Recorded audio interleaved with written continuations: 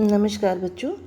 आज हम अपने चौथे पाठ ऊष्मा के अभ्यास के प्रश्न उत्तर करेंगे। तो हमारा पहला प्रश्न आता है कि प्रयोगशाला तापमापी तथा डॉक्टरी तापमापी के बीच समानताएं और अंतर लिखिए। कि जो प्रयोगशाला तापमापी होता है और डॉक्टरी थर्मामीटर जो होता है उनमें क्या समानताएं हैं और उनमें क्या अंतर हैं। हमने चैप्टर में भी पढ़ा था, लेकिन फिर भी मैं थोड़ा सा आपको रिमाइंड करवा देती हूँ कि प्रयोगशाला तापमापी क्या होता है। वो तापमापी, वो थर्मामीटर जो हम प्रयोगशाला में प्रयोग करते हैं। और डॉक्टरी थर्मामीटर क्या होता है, जिसके द्वारा हम बॉडी का टेम्परेचर देखते हैं। और डॉक्टर जिसको यूज़ करते हैं टेम्परेचर देखने के लिए या किसी को बुखार है वो देखने के लिए, जो थर्मामीटर यूज़ होता है डॉक्टरों द्वारा, उसको हम कहते हैं डॉक्टरी थर्मामीटर। और जो हम प्रयोगशाला में यूज़ करते हैं उसको हम क्या कहते हैं, प्रयोगशाला तापमापी। अब दोनों में समानताएं क्या हैं, पहले समानताओं की बात करते हैं। तो दोनों में एक समानता तो ये है कि दोनों ताप मापने के काम आते हैं।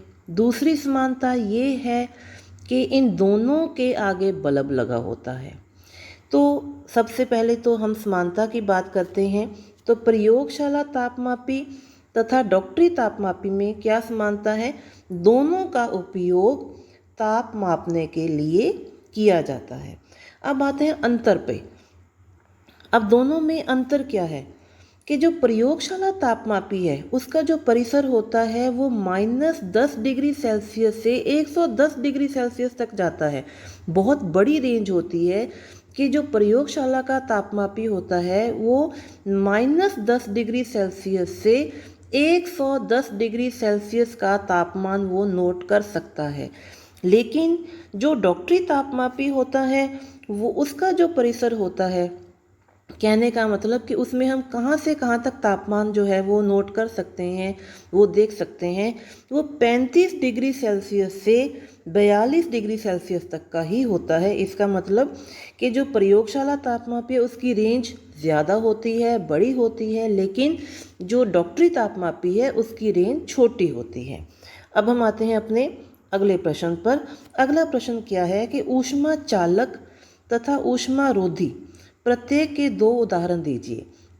अब ऊष्मा चालक क्या होते हैं, ऐसी वस्तुएं जिनमें से ऊष्मा का स्थानांतरण हो जाता है कि ऊष्मा का जो है एक सिरे से ऊष्मा दूसरे सिरे तक चली जाती है, उसे हम क्या कहते हैं, ऊष्मा चालक। चैप्टर में हमने गतिविधि भी की है कि आप लोहे की छड़ को अगर एक किनारे से पकड़ते हैं और दूसरे किनारे को अगर आप आग में रखते हैं तो आपके हाथ वाला किनारा गर्म हो जाएगा। तो इसका मतलब ये हुआ कि जो लोहा है वो ऊष्मा का चालक है। तो पहले हम ऊष्मा चालक के उदाहरण देखते हैं। ऊष्मा चालक के उदाहरण है लोहा, तांबा, एल्युमिनियम, कॉपर, चांदी, सोना आदि। और ऊष्मा रोधी कौन से वस्तुएं होती हैं, ऊष्मा रोधी क्या होती हैं, ऐसी वस्तुएं जिनमें से ऊष्मा का चालन नहीं होता, ऊष्मा एक सिरे से दूसरे सिरे तक नहीं जाती। जैसे हम मशाल बनाते हैं, लकड़ी की मशाल बनाते हैं, तो मशाल में क्या होता है, एक किनारे पर हम आग जलाते हैं और उसी मशाल को दूसरे किनारे पर जो लकड़ी होती है वहाँ से हमने उसको पकड़ा होता है। तो इसका मतलब ये हुआ कि आग वाली जो तपश है, जो ऊष्मा है, वो लकड़ी के दूसरे किनारे पर नहीं जा रही है। तो ये जो वस्तु होगी, लकड़ी जो होगी, वो ऊष्मा रोधी होगी। दूसरी तरफ किचन में हम देखते हैं कि जो हमारे बर्तन होते हैं जिनमें खाना बनाते हैं, जैसे कुकर है, फ्राई पैन है, तवा है, इनके हत्थे जो होते हैं वो या तो लकड़ी के बने होते हैं या थर्मोसेटिंग प्लास्टिक के बने होते हैं। ऐसा क्यों होता है, क्योंकि बर्तन जो है वो आग पे रखा हुआ है, धातु जो होगी वो तो गर्म हो जाएगी। अब बर्तन को पकड़ेंगे कैसे, तो इसके लिए उनके ऊपर प्लास्टिक के आवरण चढ़े होते हैं। थर्मोसेटिंग प्लास्टिक का हैंडल बना होता है और कई बार लकड़ी का हैंडल बना होता है। क्योंकि प्लास्टिक और लकड़ी दोनों क्या हैं, ऊष्मा रोधी हैं। यहाँ से ऊष्मा एक सिरे से दूसरे सिरे तक नहीं जाती है। तो ऊष्मा रोधी जो वस्तुएं हैं हम उनके उदाहरण देखते हैं। तो ऊष्मा रोधी के उदाहरण क्या है, रबड़ है, कागज़ है, लकड़ी है, प्लास्टिक है, ये सारे क्या हैं, ऊष्मा रोधी हैं। चलिए अब हम चलते हैं अपने अगले प्रश्न पर। अगला प्रश्न हमारा क्या कहता है, रिक्त स्थानों की पूर्ति कीजिए। पहले तो हम ये देखते हैं कि रिक्त स्थान हैं कौन कौन से। कोई वस्तु कितनी गर्म है इसकी जानकारी डैश द्वारा प्राप्त होती है। फिर है उबलते हुए पानी का ताप डैश तापमापी से नहीं मापा जा सकता। ताप को डिग्री डैश में मापते हैं।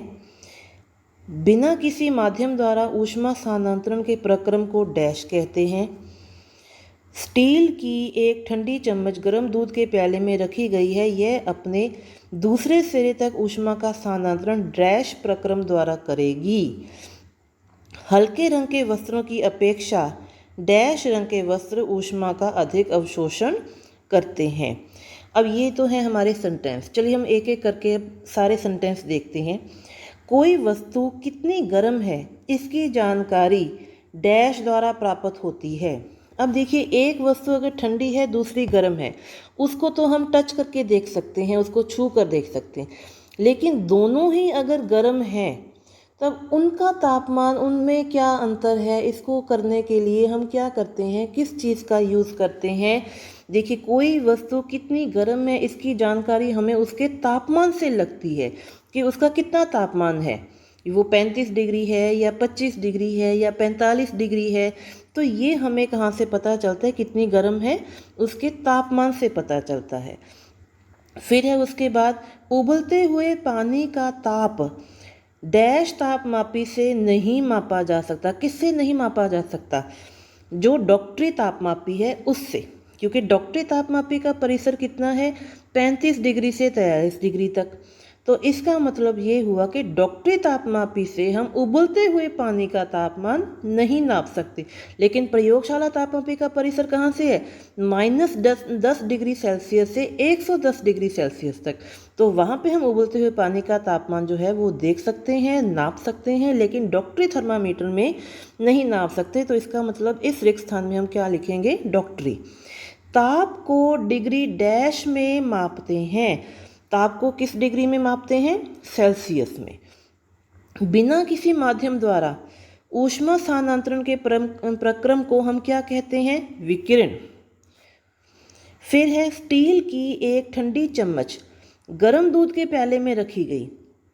अब यहाँ पे क्या कंसेप्ट आता है, ऊष्मा का स्थानांतरण। ऊष्मा का स्थानांतरण कहाँ से कहाँ तक होता है, अधिक ताप से कम ताप की ओर। अब ठंडा जो है वो तापमान ज़्यादा है, और गर्म जो है वो तापमान ज़्यादा है और ठंडे का तापमान कम है। ठंडे चम्मच को अगर हमने गर्म दूध में डाला है तो इसका मतलब ये हुआ कि गर्म दूध से जो तापमान होगा, या ऊष्मा होगी, उसका स्थानांतरण होगा किधर की ओर, चम्मच की ओर। क्यों? क्योंकि यहाँ पे ऊष्मा के स्थानांतरण का नियम लगेगा। तो स्टील की एक ठंडी चम्मच गर्म दूध के प्याले में रखी गई है, यह अपने दूसरे सिरे पर ऊष्मा का स्थानांतरण डैश प्रक्रम द्वारा करेगी। अब यहाँ पे जो ऊष्मा का स्थानांतरण हो रहा है वो किस प्रक्रम में हो रहा है, यहाँ पे ऊष्मा चलकर जा रही है। तो जब ऊष्मा चलकर जाती है तो हम उसको क्या कहते हैं, चालन विधि।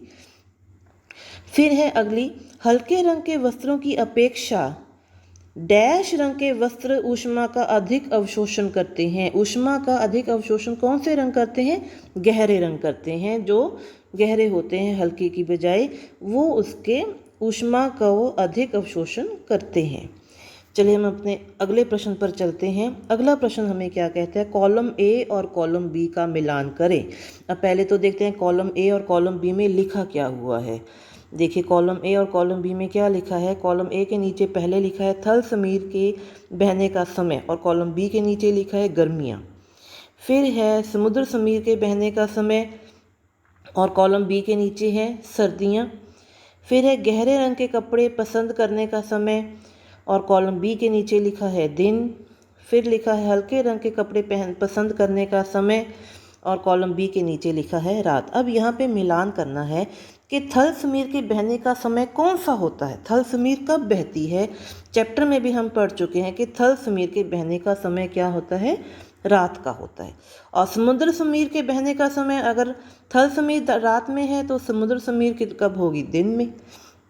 फिर है गहरे रंग के कपड़े पसंद करने का समय।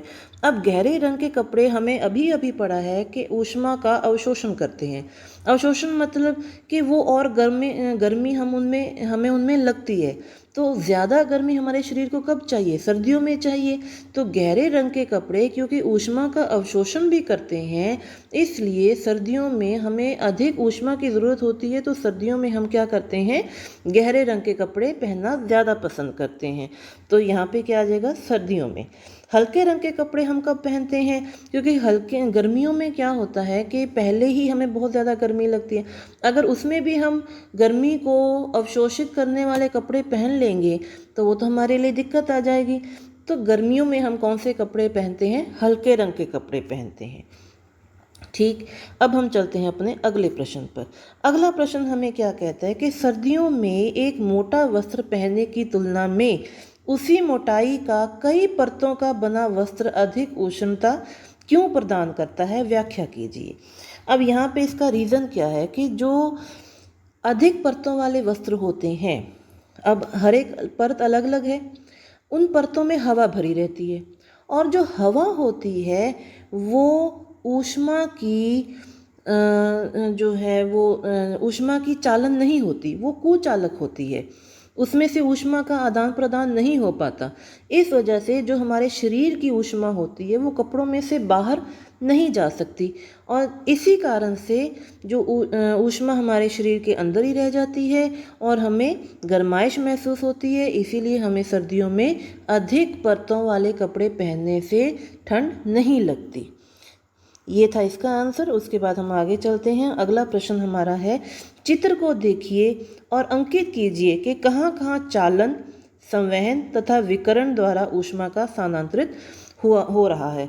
अब यहाँ पे ये देखिए, चित्र आपको दे रखा है।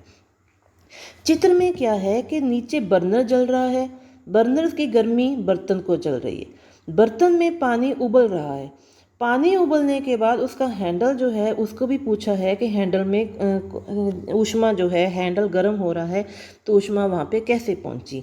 देखिए, बर्नर से अगर हम बर्तन की ओर देखें तो बर्नर से बर्तन की ओर जो ऊष्मा जा रही है वो किस विधि से जा रही है? बर्नर से बर्तन की ओर जो ऊष्मा जा रही है वो जा रही है विकिरण विधि द्वारा।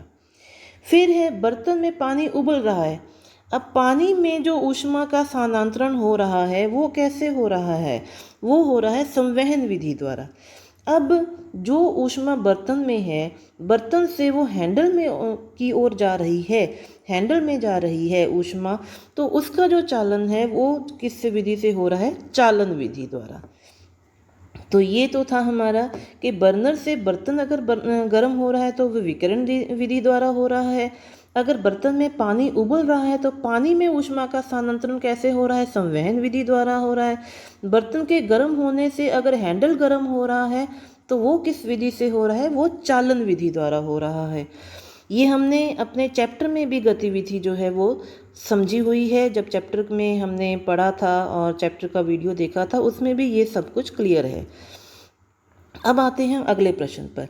गर्म जलवायु के स्थानों पर यह परामर्श दिया जाता है कि घरों की बाहरी दीवारों पर श्वेत पेंट, मीन्स श्वेत मतलब सफ़ेद पेंट किया जाए। व्याख्या कीजिए, क्यों कहा जाता है कि जो गर्म जलवायु वाले घर हैं उनके बाहर सफ़ेद पेंट किया जाए? कारण वही कि सफ़ेद जो होता है वो ऊष्मा का अवशोषण नहीं करता और अगर वो ऊष्मा का अवशोषण नहीं करेगा, वो गर्म नहीं होगा तो घर हमें अंदर से ठंडा लगेगा या हमें घर जो है वो अंदर से गर्म नहीं लगेगा।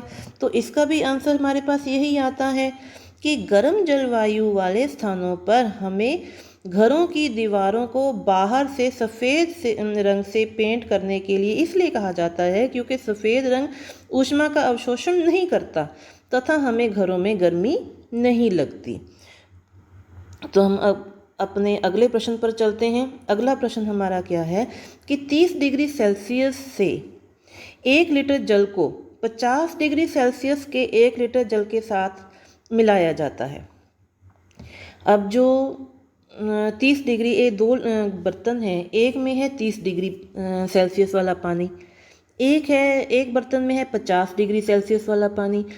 अब ये प्रैक्टिकल हमने वीडियो में भी समझा है कि जब हम सर्दियों में पानी गर्म करते हैं अपने नहाने के लिए, बाल्टी में होता है ठंडा पानी, लेकिन ऊपर से हम एक पतीला पानी गर्म करके उसमें डालते हैं तो पानी क्या होता है, गुनगुना हो जाता है। इसका मतलब ना तो ठंडा पानी ज़्यादा ठंडा रहा और ना ही गर्म पानी ज़्यादा गर्म रहा।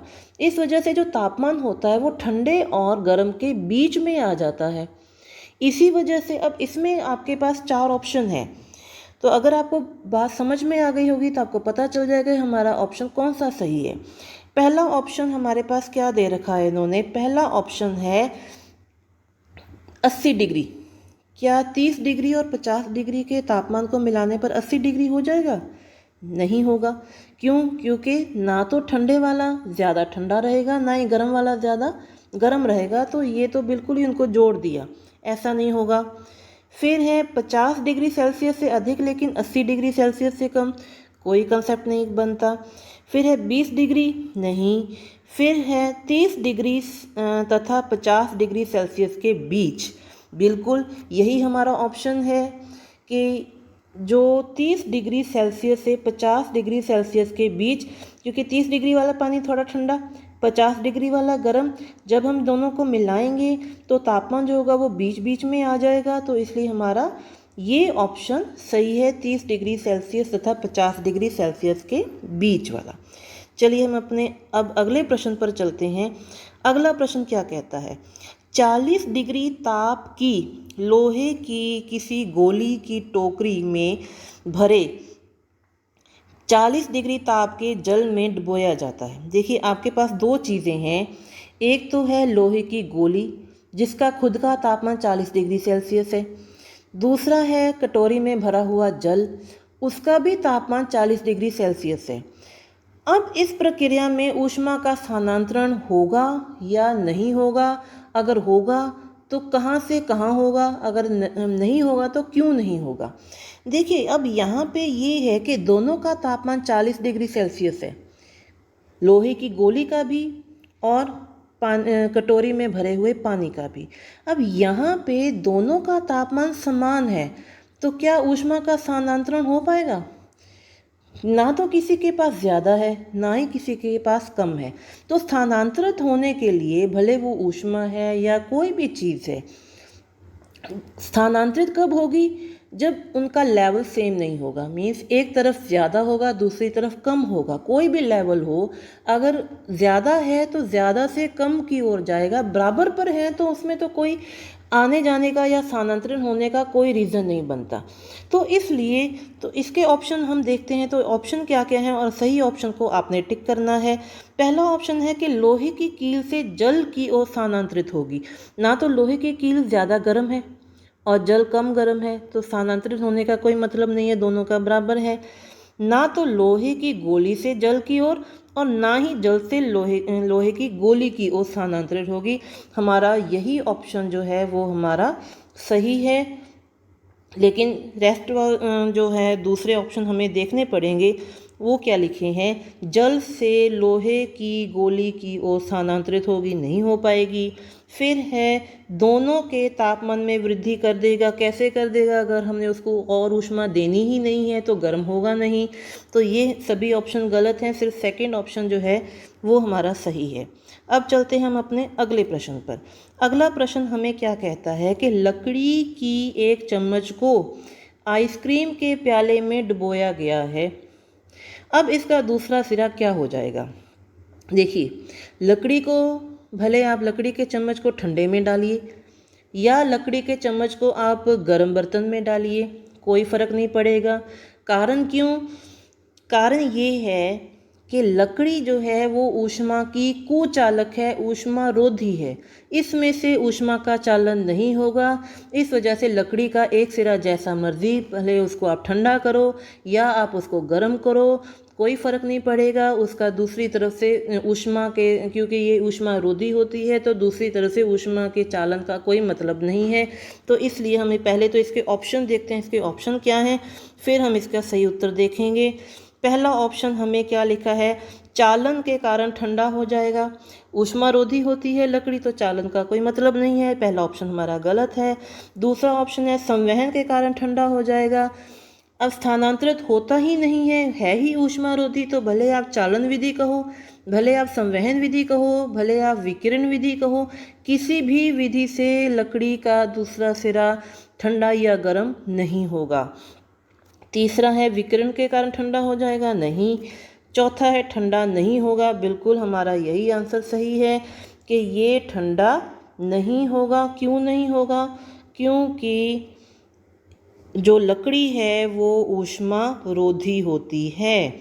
चलिए हम अपने अब अगले प्रश्न पर चलते हैं। अगला प्रश्न हमें क्या कहता है? स्टेनलेस इस्पात की कड़ाही में प्राय कॉपर की तली लगाई जाती है, जिसका कारण हो सकता है।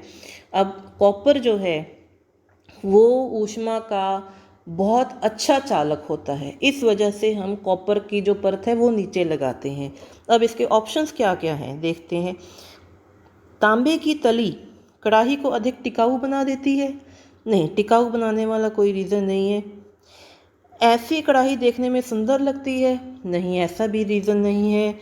फिर है स्टेनलेस इस्पात की अपेक्षा तांबा ऊष्मा का अधिक चालक है, बिल्कुल यही कारण है कि जो स्टेनलेस इस्पात की कढ़ाई है उसके नीचे हम कॉपर की तली लगाते हैं, तो ये हमारा आंसर सही है। लेकिन अगला ऑप्शन हम देखते हैं कि अगला ऑप्शन क्या है। तो स्टेनलेस इस्पात की अपेक्षा तांबे को साफ करना अधिक आसान है, नहीं, ऐसा नहीं होता। स्टेनलेस इस्पात की अपेक्षा तांबा ऊष्मा का अधिक चालक है, यही ऑप्शन हमारा सही है। चलिए